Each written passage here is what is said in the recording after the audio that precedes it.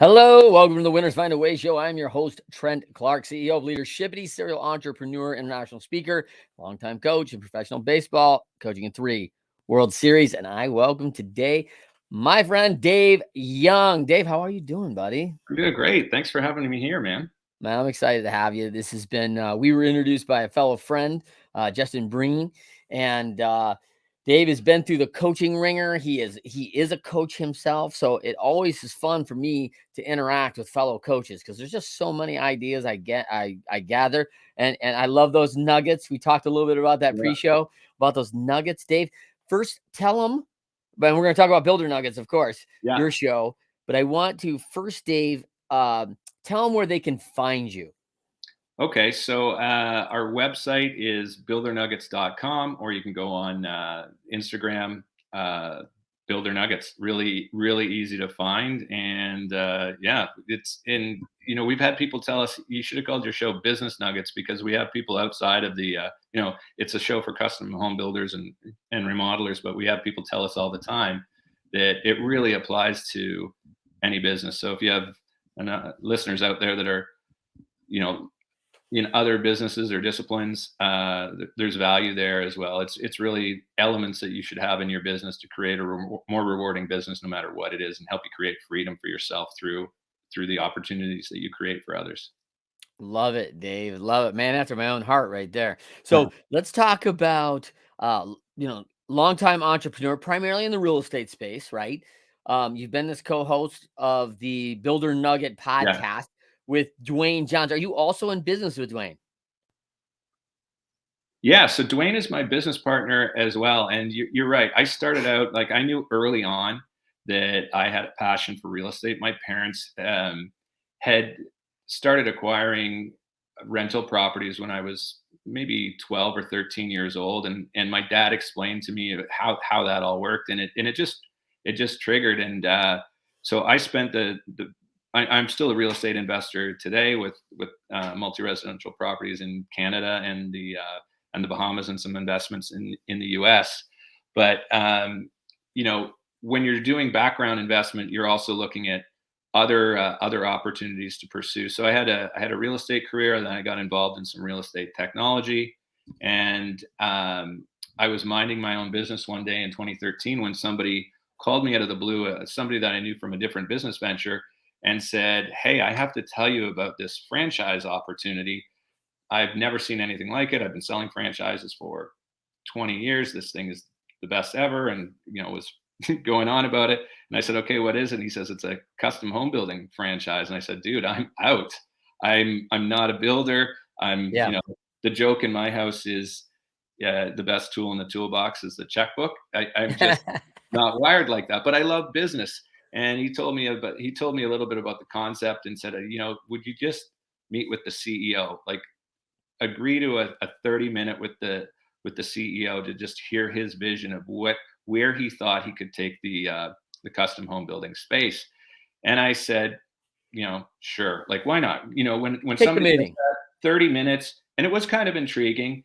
And so I booked, I had a 30-minute call with Blair McDaniel, who is the founder of Alair Homes. It's based out of Nanaimo, BC in Canada. And that 30-minute call went 2 hours and 45 minutes. And in that one call, I decided this was my next venture. This is what I was going to do next, because it was a young guy's vision, and it helped that he has a multi-residential background as well. But he was embarking on, he noticed that the construction industry, there's hundreds of thousands of builders across North America, all using different business models, all very fractured, Yeah. and the industry was being commoditized. And he noticed that every other industry, every other sector had gone through some form of consolidation where the best of the best would get together and they would share services, they would share resources, they would share expertise, and they would work together and come in and collaborate either under the same umbrella or in some particular way, create this mastermind. And then that would create a level of accountability that wasn't there before. And I was just so intrigued by the opportunity to, what some people today call, disrupting the industry, I saw it as an opportunity to harmonize the industry, to take people who are already very, very good at what they were doing, make them better, and give them the opportunity to create more freedom in their business, create more rewarding businesses. Because most custom home builders and remodelers, they can't sell their businesses at the end. Oh It's a yeah. shame. They shut them down. They don't have a lot of residual value. You don't have other people who want to buy them. So for the last 9 years, I've been doing that. A few years in, I had the opportunity to moved from my role as a regional partner in Ontario and then Manitoba to go and open up a lair in North Carolina and South Carolina, and that's when I met Dwayne. So we've been collaborating there ever since. He's been a great business partner, and last year we decided, we're going to take these nuggets, what we've learned from working with, collaborating with hundreds of builders and experts and specialists, and create the podcast just share it with the rest of the industry. And what we found was that, we were expecting to go out and share it. Once we started doing that and putting ourselves out there, and that was scary too. I mean, it was scary to become a builder when I wasn't one, and then it was also scary to start a podcast when I wasn't one. And what we quickly realized is, as soon as you start to give, as soon as you uh, develop a mindset of abundance where you're willing to share what you learn, it becomes such a powerful magnet. And other top people in the industry from all different types of different business models and all over North America, we began to collaborate with them as well, outside of Alair. So the podcast is completely, brand agnostic. It's builder nuggets. It's designed to help any business owner uh, input the elements that they need to have a more successful business that creates more freedom for their team, more freedom for themselves, and just elevate the entire industry. So that's how I got to where I am now, and yeah, excited to share some of that, share some of what I've learned, and hear your take on some of this I stuff. love that. Yeah, that's awesome. Very cool. I mean, I think there's a lot of we see this in business, right? There's a lot of great knowledge, there's a lot of great careers, there's a lot of great impact from service people, especially. And I'd almost say customer builders are almost a service, right? I Yeah, build this for you, and your clients are great as long as you have new ones waiting, right, for more of right. your service. And so all of a sudden, like, hey, how do I retire? Because I'm going to stop going out and getting business. Like, so I don't want to buy your service because it always needed you, And so it's this man. It's not the greatest business model. I learned this as a young man when I started a private training business, and all the athletes were calling me saying, "Hey, Trent, I want to work out with you, and this is great." And then I realized they didn't want to work out with Trisha or Stevie or Diana or Bob, or like it was like, wait a minute, I want Trent. And like that's it. And I'm like, wait a minute, I'm only got so many hours in a day. How do I scale this thing? Like, and all of a sudden it's like, I gotta do something different in a Yeah. different way and build this another direction. Obviously, there's been a lot of models to follow that have done that very well in the coaching business and things like that, which has been good. But why don't tell us a little bit something, Dave, that most people don't know about you. Oh, well, it's a little bit of a funny story. A couple things come to mind. I'm a dad, married three daughters, but when my girls were really young, I remember one spring we were going to go. My wife and I decided, well, we were going to surprise them and take them to. There's an attraction near here called, I'm just north of Toronto, called African Lion Safari, and it was just opening up for the spring, and I told my wife, hey, we're going to get the girls up early and take them to African Lion Safari, keep it a surprise. They ran into my room in the morning and said, Dad, you got to get up. It's time to go. And I'm like, well, do you know about the surprise? And they said, no, the surprise is on you. And I'm like, well, what are you talking about? And they said, we're not going to African Lion Safari. So at the time, I had some friends that were in MMA and would train with them once in a while, just for fun. Mhm. And they heard that George St. Pierre was coming to town and doing a clinic in a local venue that was very close to us. And they said, Dad, you're going to fight with George St. Pierre today. I said, well, I don't think I'm going to fight with him. Like, what's going on? And they said, no, he's doing this clinic. We got you a spot, and I got to go and participate in that. And sure enough, the first exercise or the first demonstration, I'm the guy who gets centered out and pulled out. George, who's an awesome guy, like great leader, so charismatic, pulls me up and he's doing a demonstration about striking and saying that whenever you're practicing, even if it is, just a demonstration, there always has to be touch so that you get the range sensitivity. And he's very precise about everything that he does. So he says, this is what I mean. When you're throwing a punch, you always have to hit. And so he said, okay, I'm going to demonstrate on you, Dave. Grab me, punch me in the chin. Not very hard, thankfully, but that's there's a little nugget there that not many people know, that I've actually been punched in the face by George St. Pierre. And then That picked on me again. Well, not picked on me, but brought me out again for another exercise with my partner, demonstrating the proper way to choke somebody out. So I've actually put GSP in a chokehold, and then I had to demonstrate on my partner how to do it. He actually took over and sank it in until the guy tapped. So a little bit of fun there. that's awesome. That Yeah. sounds like listen, not everyone can say they've been punched in the face by GSP, right? And Yeah. actually live to tell about it actually, and still have Yeah. their teeth, which is nice. You got good teeth still, and learn an arm bar, from GSP, right? Like that's pretty Yeah. sweet. Well, I don't have the good teeth. Ah, I got the hockey teeth, buddy. So nice. teeth were already long gone for that one. But yeah, it's hardly a punch. It was more of a tap. But it's a way better story when you can Yeah, say that you had that time with George St. Pierre. But nice. I took away a few things from him, like his positivity, his attitude, his willingness to share things, his patience with people.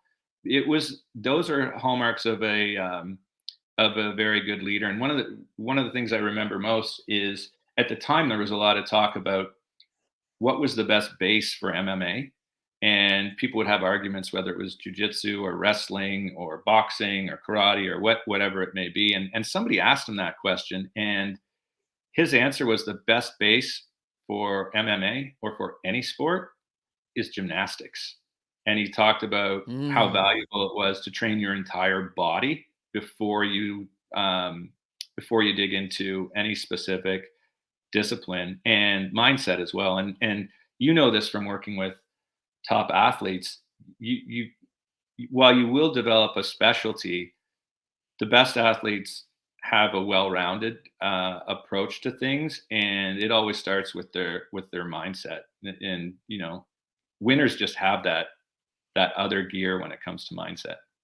Well, I love the example of gymnastics because there's so much there, right? Like first of all, we've all watched the Olympics, we've all watched the college athletics, and by the way, most of us are in admiration of the bodies that come out Yeah, of the gymnast, right? They are just in incredible shape. I have a daughter that competed at a high level. She's now 15 and she's done at 15, right? Like she competed already at a high level and she's like moving on to other sports. And I watched the transfer because of spatial awareness, lower body, stability and control, and the mindset of competing in and being, hey, I've got one shot at this, and knowing, hey, this is my time, and I've got to be prepared for this one moment. And there is so much power in that, that there's a few sports that just really cross over, and so I love that George said that. I think it is a huge one, and there's a couple other ones like I talk to children and parents about I don't see great athletes that don't have good feet. hmm If you don't have good feet, and you probably know this from your hockey days, right? Like you could see players have great shot from the point, and hey, we can't put you out if you get beat back, if you can't get back into position, you can't maintain the blue line, all these things that we need you to do, and it involves your feet. And so that we love that you can rocket the puck 105 miles an hour. The problem is we can never get you open actually to shoot that shot. yeah, So like it's exactly. tough. Yeah, exactly. And what that does, that agility, the combination of agility and speed and everything like that, it gives you options, right? And that's really Yes. what you're looking for in your business as well. So when GSP is talking about that, the ability for your body to move and to be agile in different ways, to be strong in several different ways, very similar to the approach you want to take to anything you do. And there's with anything you want to be world class at comes with training, focus, dedication, all that sort of thing. But for business owners, when I think about like what's the gymnastics for a business owner, I would say it's probably reading, Mm, like learning, or if it's not reading, it's listening to audiobooks and developing your ability to communicate, because your job is really about creating opportunity for others if you're a leader, to create a culture. And um, by immersing yourself, learning other strategies, baking that into what you're doing, that's really the mental gymnastics. And communication is such a huge part of that. Seeing how other authors or other storytellers communicate their ideas and their stories, which is really what you want to do, is be able to create your own stories and to get your point across.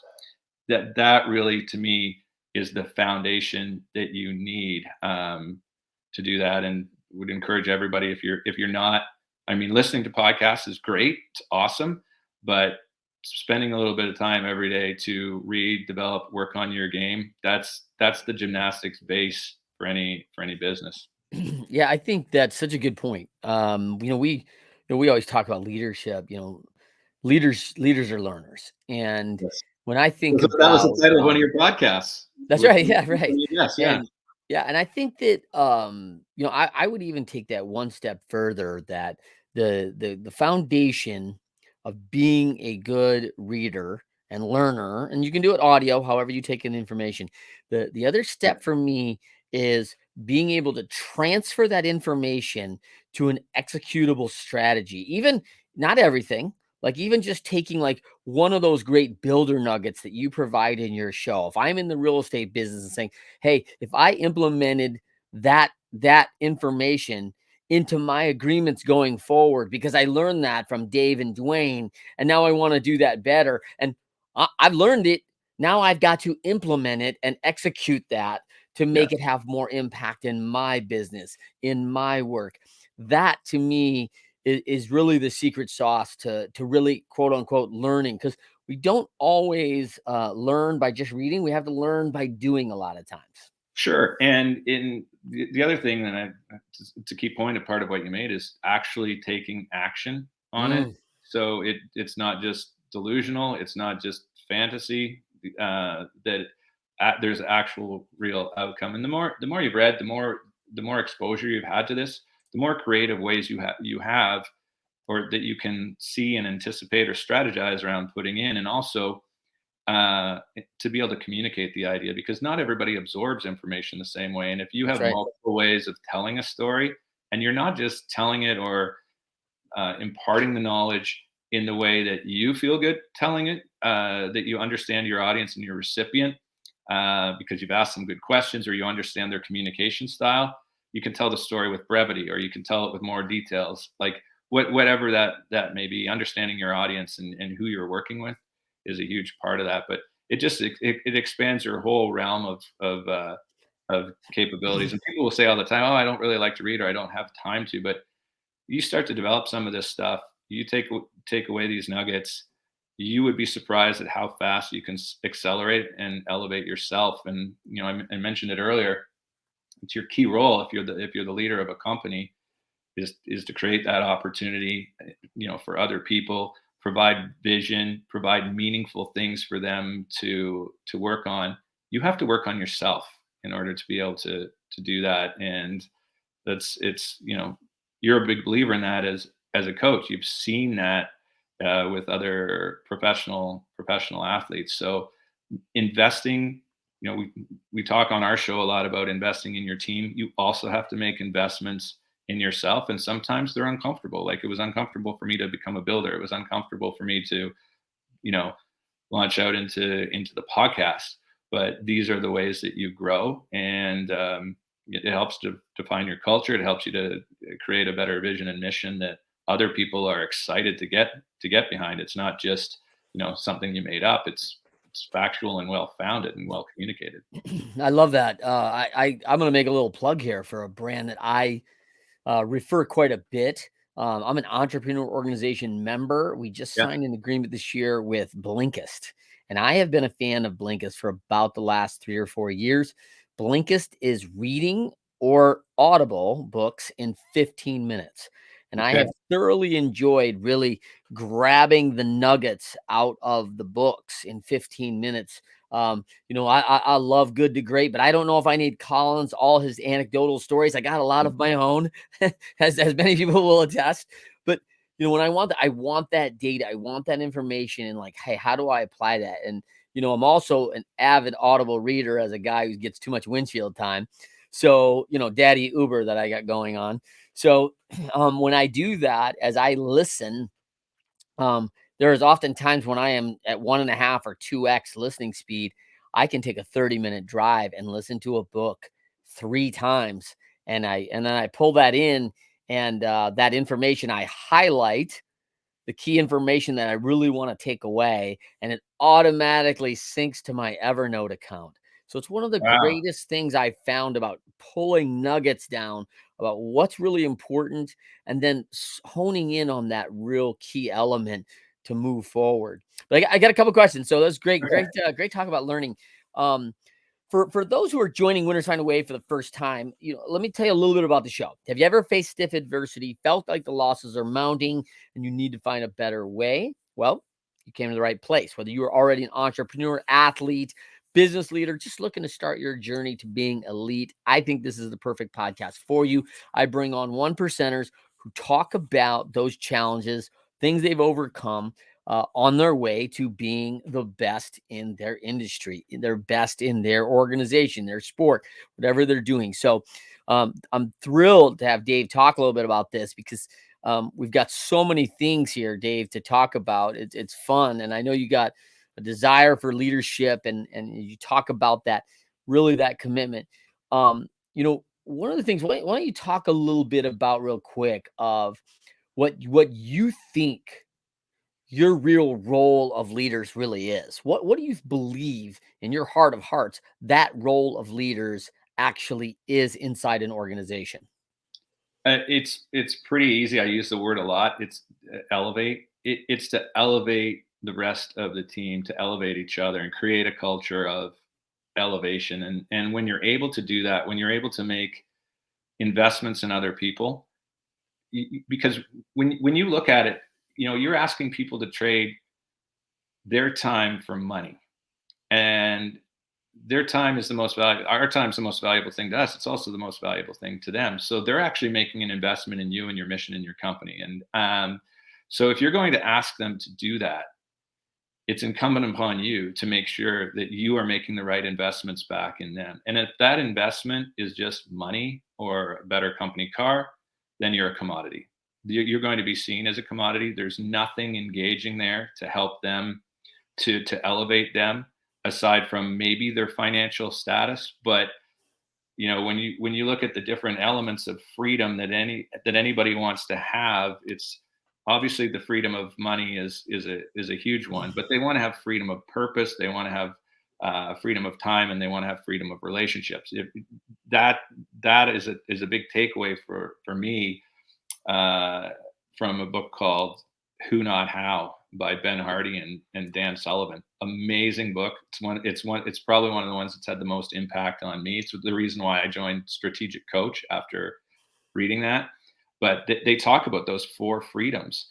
And when business owners or employees may look at a business owner or a leader and think that everything, if they feel that everything that's being done is for them, is for that leader, like we talked in the pre-show here about, you know, the really rich company owner, that everybody else is making the contribution. If you're not making an investment back into them, if you're not growing the team or adding resources or understanding what they need to thrive in their business and creating opportunity for them, then you're just a commodity. And in this marketplace where uh, there's more jobs than there are people, especially in the construction industry, but probably in just about every industry, what's keeping that person from leaving your team to go to another team? If it's money, then it will always be money. It's hard. Like they'll just go. And you've seen this too in professional sports teams.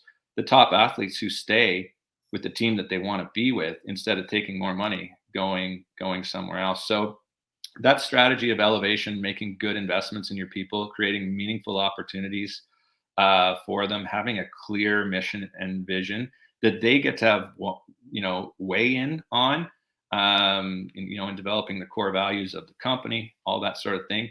Those are key. And if you can do that, you create an environment where it's not that they don't want they don't want to leave their role, but if you can create an opportunity where they don't want to leave each other, Yeah. that's pretty amazing. And you've seen that too with teams where it's like the chemistry is there, and once that happens, you're creating more financial freedom for everybody. You're creating more financial freedom for yourself as a business owner. um, you have everything is more plentiful. You can make new investments, and those investments don't always have to be, like I said, like a better cell phone plan or car allowance or financial. It can be, hey, we're giving you, more vacation time, and we're going to here's a leadership training course that we think that you would like, or we're doing these special things with you, uh, corporate retreats. And we talked about that, like the coaching events that you go to where it's like off-site, something fun, something engaging. Those are the things that bring humans together, but like that campfire mindset where you're all sitting around there together, and you know you're cooking together, eating together, doing things together. Way different environment, and that's tough to get in a lot of companies. And the bigger the company is, the harder it is to maintain that, as it just gets unwieldy unless you have that culture. So usually the culture wanes, and then the big companies start to fall apart. So Mm. yeah, it comes down to elevating people. If you elevate others, you will be elevated as well.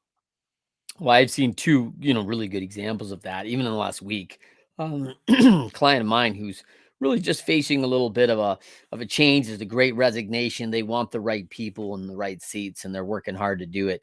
And really watching them come together to support one another and keep their people and their members intact, because the people that have come from other organizations recognize the environment that they've been put in, that it's not like other brands. And what a value that is to an organization. And most recently, I had a conversation with a young man. He's searching out a junior hockey program, and he's looking for that environment. He's looking for a team that's going to put together early on. Of course, they'll have to make some minor changes, but this is a team we're going with to win our league title, and we've done this a number of times, as opposed to some of the organizations, which is a revolving door of players where it's going to be, hey, I'm 3 weeks in this town, and then I'll either be promoted or cut. And we start out with 22 players, and by the end, we've had a roster of over 61 athletes come in a season. You're like, wow, I just got to know Dave. I really liked him, and then I don't know, they release me, they release him. Like I don't build any relationship. We don't get any continuity. All those things that we're missing, like you Yeah. said, human interaction, which is so important. I want to jump to a question for you, Dave. Can I finish Talking a that? Can little. I finish something on that? Because a thought came to mind there. Like, and in sports, it's very prevalent. Where in business too, like winning generally means like either a championship, or in business, it's related to profitability or market share, or something like that. But in the example that you were just talking about there, what it comes down to is the, how your people are valued and their perceived value. So if the mission is only winning, and it's not, it's like, hey, you don't make it, you're cut. It's cutthroat. That's not very attractive, right? Winning is attractive, but you have to get the right people in there. And if they're not being valued, if they're not being appreciated, if they're not allowed to make a contribution, they're not getting those investments. You don't have a magnet to attract them. You That's know, right. and in business, it's different from winning a championship, but you have to be able to show in your marketing, you have to be able to show how your people are valued, how you value the other dozens of people that go into your business. Because without that, if they're not telling their stories, you're not going to attract them. You have to build a magnet around the voices of these people, and they will not have a healthy voice if they're not being valued. Well, I think when we talk about winning, there's a lot of KPIs around winning and what that means. I like Ted Lasso says, I don't concern myself too much in wins and losses, right? Like to me, there's a lot of winning, and I love. We talk a lot about the top 20%, right? The top 20% is what I call hired. Because if you're better out of four than five, they're going to get in. There's going to be five builders who are going to be offered an opportunity to build this Yeah. home for someone. And if you're Yeah. better than the other four, you're going to get the job. And Right. I've seen organizations destroy everybody, everything inside it, trying to be in this top 3%. And I'm not saying I am a guy who's coached around the top 1% my whole life. So I get the understand of the desire for more. But there's another element that I would say, especially in business, sustainability is one of those big itty words we talk about. Listen, you've been in the top 20% for 25 years. And guess what? There's going to be another 50 more, because we've built a model that people are going to want to be here. They're going to want to be a part of our organization. They're going to be in that for a long time. And hey, do we lose some opportunities to maybe, a high flyer, one of the best groups in the world that might beat us out on something? And listen, I've been beat by the best in the world, and I'll tip my cap and say, well, Dave, heck of a game, man. Hats off to you, brother, because if you beat me fair and square, I'm on it. Good job. I better go home and practice. But we got there, and we played in the finals, right? Like you and I both had to beat 16 people to get there, and 16 other teams to get there. And sometimes, this is this NCAA, right? This is a big deal in America as we watch March Madness. Listen, there's one winner, right? Everybody else, the other 68 teams go home a loser, Yeah. right? But That's don't how it forget works, man. that's true. But many of those other teams, it was a win to get there, and Oh, you, it's you- and huge, it's right? a success story to get there. So Major you success. have to celebrate the milestones, and what you were talking about in business there, where somebody beats you or whatever, or the company that's trying to get be in the top 3%. One of the things that business owners have to fight is using cost or price as their differentiator. Like when you're willing to, you see it, they get competitive. You have three or four builders competing on a custom home, or they have that mindset around that, and they're making about price. It becomes a race to the bottom where you're discounting your services and you're willing to sell your value for less. And that's something that we talk with every business owner about. And going back to who, not how, and the four freedoms, freedom of relationship is amazing. To put yourself in a situation where I only choose the clients, like you're the buyer. When our businesses go in and they're interviewing a client, we want to know, is this a client that we can make happy? Is this a client that will be a valued that values us? Because if I'm the business owner or the business developer, and I go out there and I sell do the deal, and it's a $3.5 million deal at a discounted rate, and it gets handed over to a team to build, very, very difficult for them to do that. And if it's the wrong client, it could be a year and a half, 2 year relationship. Boy, have you ever just messed them up for the next year and a half Mm. because you were too eager to have what you think is a win. That's the sale is not the win. It's delivering an exceptional experience to each other, not just you to the client, but the client back, and you've taught them how to be a part of your team, and you all have a rewarding experience. Rewarding is another word I use a lot. That's a thing to key in on, is how do we deliver a rewarding interaction with every interaction that we do. And if I'm the business owner, I can't just go out and sell, sell, sell. It's not sustained. Well, you're going to have too many clients that don't fit in with your core values and your vision. They don't value you appropriately. But that takes an awful lot of training. You have to be worth it. If you want to retain the highest levels, that means you have to make investments in your team. You have to have the right, you know, um, training, the right systems, the right processes, the right support, the right culture, the right belief, all those things around that. Otherwise, you won't be worth it. Your team won't be able to deliver at the level that they need to deliver at. So if you can get that freedom of a relationship into your business where you're picking and choosing your clients, and that's not to say that you win every one, but you never take a client because you have to, or because your pipeline's weaker. You set your people up to thrive.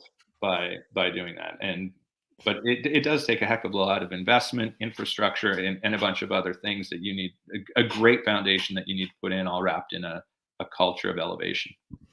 I love it. So tell me like this. I have a quick question about what do you think? Did you have a like a impactful pivot point when you were a kid that said, "Hey, I'm going to be a real estate investor and I'm going to own companies and I'm going to have partners all over North America." I mean, like, is this like, is that what you were dreaming about when you were 10 No, years I old? Like, was no, I'm a dreamer, so I was dreaming about owning, lots of apartments because I saw that one, it's a valuable service, and no matter what the economy is, people always need a place to live. So it's one yeah, of those industries where it's like, wow, if you can do that. The other thing that intrigued me was um, that you would buy it with a little bit of money, a down payment. You would borrow the majority of it from a financial institution, or sometimes the seller would hold some of the financing as well, and that would reduce the amount of down payment that you needed. Uh, but if you put, and I managed the first ones myself, but the rental income comes in, it pays off the bank. You're using other people's money. You're doing that, but you're providing a valuable service, and a needed service, and it was scalable. So it was just exciting to me to think, hey, you could start out with, let's say, my first apartment building I bought with $9,000 of my own money. And it was amazing to me that this thing, you know, would be paid off. Other people, the people paying the rent, would be paying this thing off. So as a kid, I looked at it and I thought that just makes total sense. And not only is it paid off, but it's going to double or triple, or we've seen stuff go from that in value. So that's what I was dreaming about from the real estate side at the beginning. But you know, I've always been an ideas guy, and business challenges have always been fun for me, and that's why it was so intriguing to look at this big industry opportunity where Alaire is coming in to shift a market, to harmonize a marketplace that's really fractured. I just thought that's an amazing challenge. I think the business fundamentals are there. It should work. It's scalable. Um, so that was intriguing to get into. that's awesome. Do you think like I love the quote from Chris McChesney and Sean Covey? Winners, when shown data that they are losing, find a way to win. Yeah. So, was there a time ever where, you had your back against the wall, you're mired in this thing on this isn't working, like, and everything's frustrating, you're down but not out, but you've got to come through something pretty tough. Can you talk to me about a time in your life where you were there? Yeah. So I had, well, a very personal one is that I had a horrible back problem. So I was still trying to play hockey.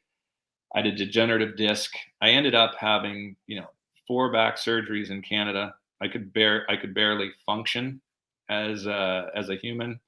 I was on 18 to 24 Percocets a day for a year and a Mm, half, and drinking a bottle of wine at night secretly, and then just barely getting through the day. And ultimately, I ended up going to Germany for a procedure that they didn't do in Canada at the time. So I have my fifth surgery was for a prosthetic disc, and I was going through this was in 2013. So I was going through this same, like, this is the time I was talking to Blair at Alaire, going through what am I going to do next, going through this personal challenge of I got to get myself fixed, because I had at the between my last surgeries in Canada, I had lost 80% of the movement in my left leg. I was starting to lose bladder control. I had all kinds of nerve issues going on. Couldn't lift up my kids. I could barely function. Um, and having this opportunity come at the same time was invigorating. And then when you have a crisis like that, or something where you get your life back, because I had that surgery on a Monday. The following Monday, I was riding a bike in France, and 4 months later, I was playing hockey again. So that's almost, for me, that was like getting a new lease on life, and I didn't want to uh, I didn't want to waste it. But I think we go through challenges all the time. Most of them, when you look at it, there's physical ones like I just talked about, and for an athlete, that's a real thing too, like a knee injury or something that's career ending, and then you got to reinvent yourself. But I feel like now you have the opportunity to reinvent yourself whenever you want. It's just a matter of a mindset shift. So if you're struggling with something, what I realized where I was, when I started with my construction coaching and finding other builders and bringing in and supporting them, I found that there were so many things that I was not good at, and I had people telling me I had to get better at these things. I had to work on this and work on that, and it was frustrating, and I wasn't having the level of success that I wanted to. But when I realized, hey, I need to stop trying to do all of this stuff on your own. Recognize your weaknesses and start to build a team and bring people in. And that's what I ultimately did is I brought in a support team to say, listen, I'm not very good at this. What is my role? Ask yourself if you're in a position where you're losing all the time, take an inventory of, well, what are you doing? What are you good at? What do you not like doing? And what do you need to get off your plate so that you can focus on what I talked about earlier, creating that magnet and opportunity for other people, and go about reconfiguring, reinventing yourself. And the way you reinvent yourself is surround yourself with different people, you Mm, know, the right team, and don't feel guilty about it. Like I felt, there's been times in my life where I was, ashamed that I wasn't good at doing things, and people would say, well, why aren't you doing this? Why aren't you doing that? Um, and that's, if you find yourself not loving what you're doing, ask yourself, am I the person who should be doing it? And we're getting back to who, not how, which is the premise of the book, which is why it resonates so much with me. It's like if you're procrastinating, that is right there. Dan Sullivan calls it procrastination as wisdom. I call it enlightenment. If you find mm, yourself procrastinating on something, pause and recognize it. Ask yourself, why am I not doing this? Is it because you hate doing it? Is it because you're not good at it? Are you embarrassed about it? Should you be doing it? And there's, little thing rolls around a house where it's like, I'm not good at doing like any maintenance and stuff around my house. I pay somebody to do that. If I loved doing it, it would be fun to go out and putter around in the yard. I got buddies who are great at it. They love doing it. And when they're doing it and you hear like, oh, I wish you were more like Brett. Like look at Brett, how he look at his yard and everything like that. And you feel like, well, is that something I need to work on? Should I be going out and doing that stuff? But no, don't. Be comfortable with what you're good at, what you love doing, and that will free up space for those other things. What you look at right now is something that you should be doing where you really shouldn't, is possibly an opportunity for somebody else. There are people who do those things. It's meaningful to them. They love it. They're good at it. Picture those things not as passing the buck, but as creating an opportunity. And yes, there's still some things that no matter what you have to do, organizing your package for your accountant every year. It's tax time coming up here. So um, things like that, yeah, there's the inevitables. But anytime you can take an inventory, take a stock of what you should be working on, and anything else, instead of looking at it as passing the buck or you know just sweeping it off your plate, change the lens on it and think, is this an opportunity for somebody else? Who can I find that would value doing this work, and pay for it, outsource it, do it. That'll free you up to do your $100 an hour, $500 hour, $1,000 an hour stuff, and put your energy into those things. And there are really great testing things that you can do to find out what you're good at, like your Clifton Strengths Finder or yep. your Colby score.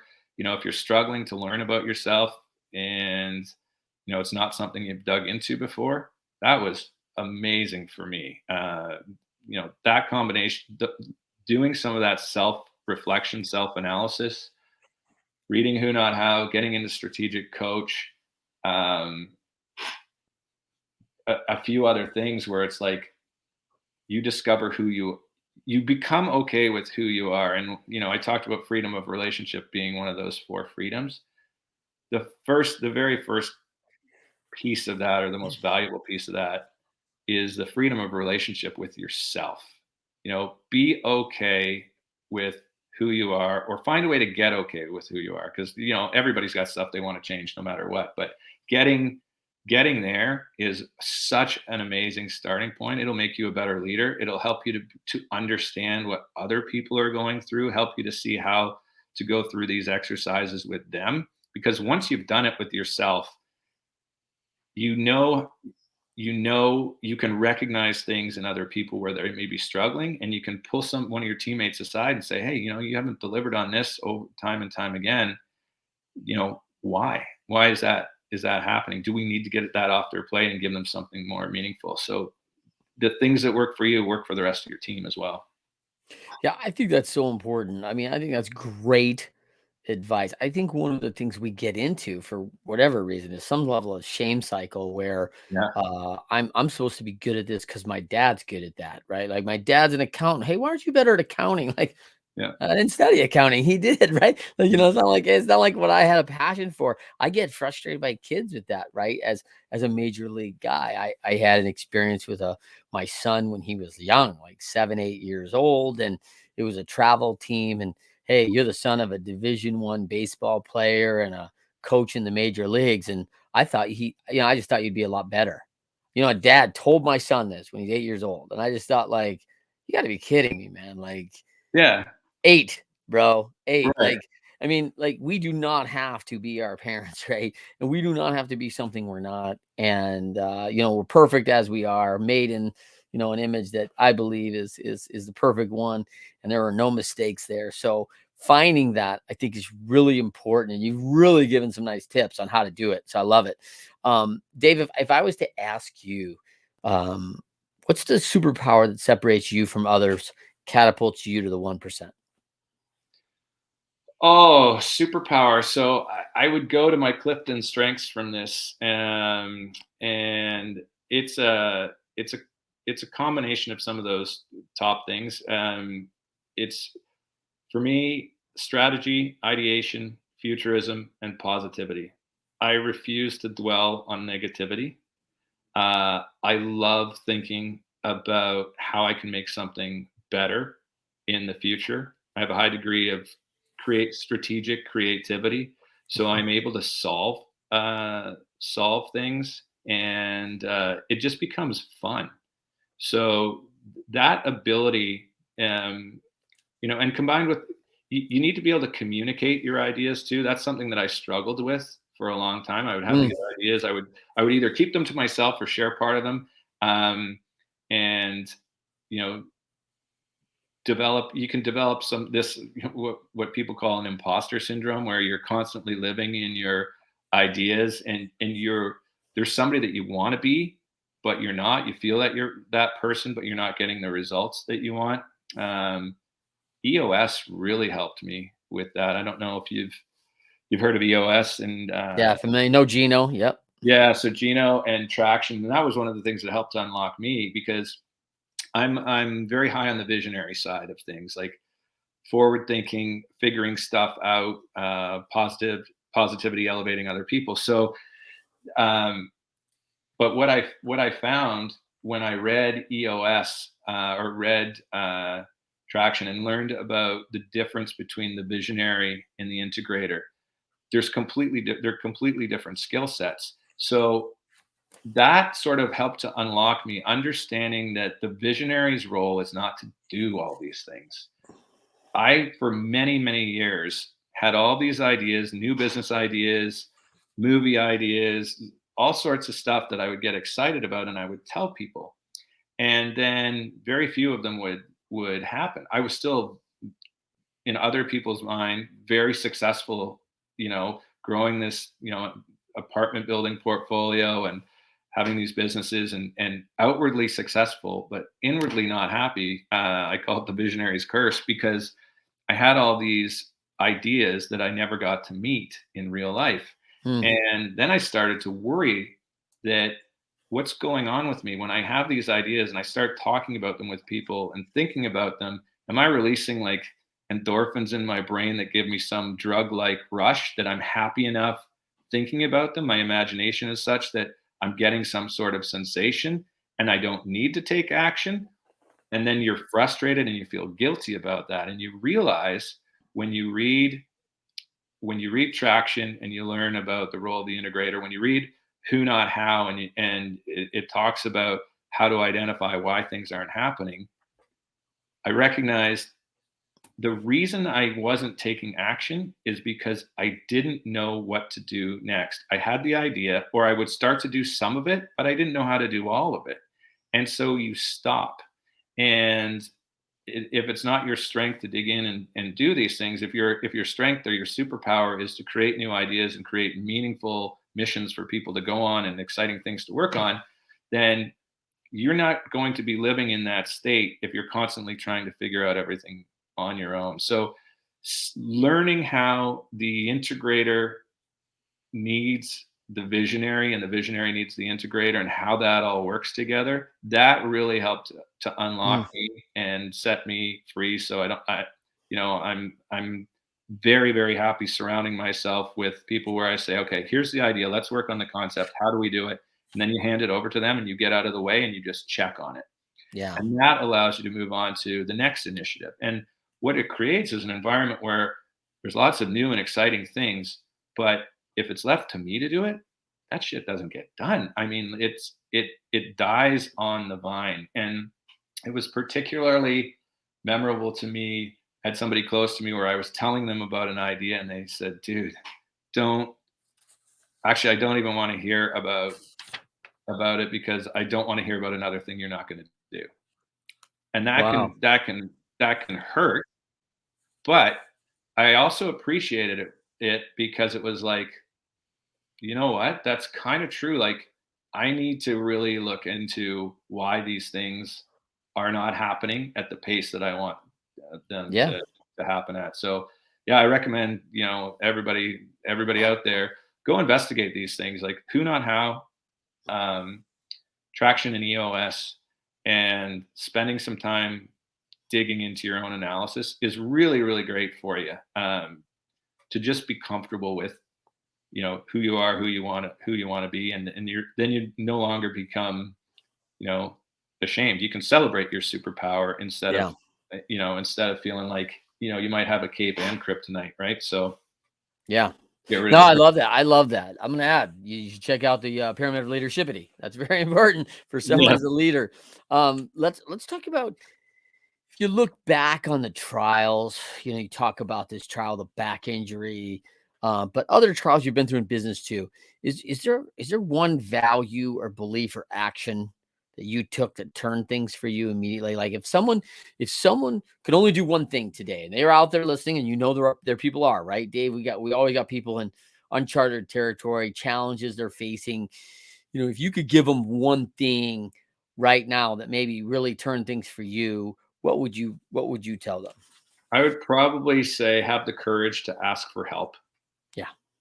Like it's hard to reach out, it's hard to um admit failure or pending failure. But when you if you're to sit down in a room with a bunch of other people and tell a story or talk about a topic, and you had everything solved, nobody's going to, or you presented it as if you had it figured out that everything is fine when it's not. They're not going to jump in and try and collaborate with you on it. But if you sit down and say, wow, I'm struggling with this, these are the things that I've tried already, what do you guys think? You would be surprised at how much support you get.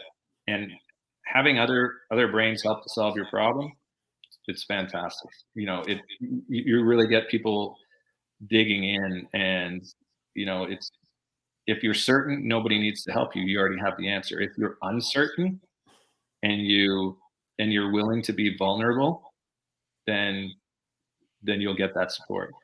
I love that. I will also tell you, leadershipity. We have a comment around this. I think it's very important because I think words matter.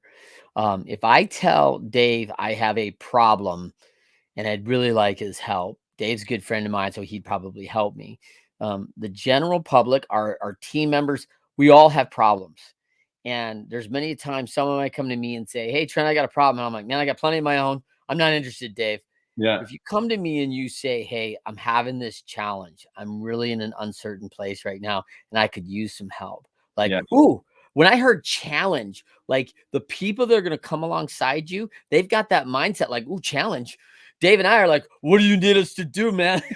we're like already bowing up, the shoulders are back. Like, we got a challenge in front of us that we're going to help somebody with. Like, those words matter. Yeah. Problem to challenge is a different deal. So as you ask for help, I really encourage you, invite someone into your challenge. Tell them about the uncertainty you're facing. Tell them about these challenges. And I think Dave just mentioned some great things. You've got an inventory to tell them about the issues that are happening.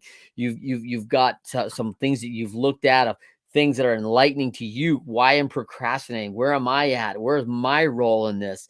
Um, and I'm uncomfortable doing some things that I'm being asked to do inside my organization. Maybe I don't do well.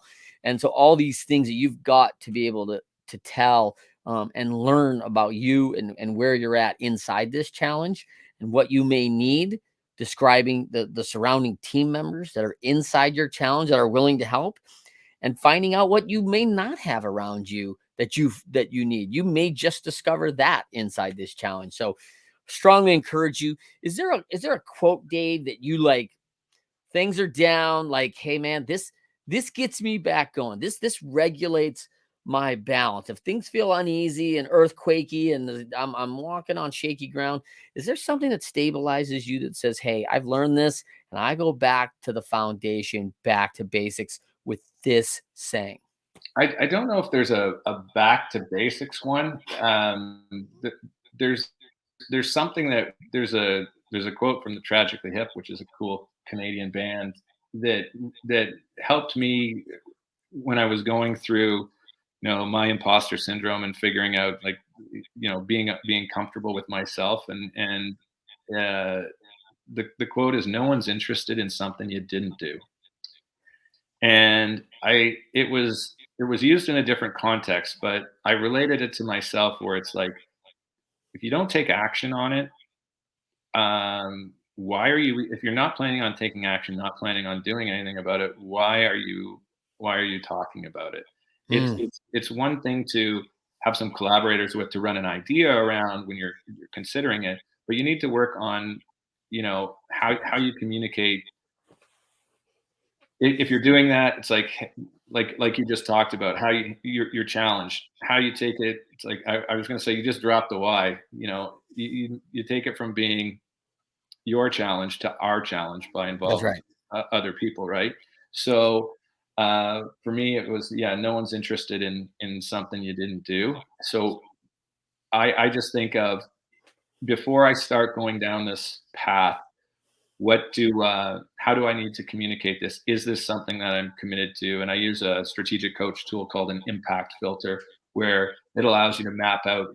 You basically sell the idea to yourself first and figure out Nice. how you're going to share it with your team, because you probably aren't going to be able to do it yourself. You're going to need buy-in. So that helped to release me from just blabbing every idea out all over the place all the time, and feeling like a fraud. Nice. I thought about our time together this week. I know you're an action oriented person, Dave. This is really important. I came across this quote from the basketball coach in the NBA, Phil Jackson, also the author of 11 Rings, because he's been a champion. You're only a success at the moment you perform a successful act. You've got to do it again. Yeah. Like, so, hey, we take this action and then, like, man, and I just feel like, hey, this is something you've done so well, Dave, through your career. For all those out there, thank you for joining us. Dave, so happy to have you on. Thanks, man. Yeah, this was really fun. You got me thinking on about a whole bunch of different stuff. I didn't know we were gonna go down all these roads, but it's fun to explore that, and to be vulnerable a little bit with you too. So thanks. You gave me a real healthy environment to do that, and I appreciate it. Appreciate it, Dave. As always, join us on the Winners Find a Way show every Friday, 12:30 p.m. Eastern, 9:30 a.m. Pacific. And of course, my handles are Trent M. Clark or Leadershipity on all the social media channels. Watch for our upcoming ebook on the pyramid of leadershipity. Rate us 5 stars. We'll see you next time.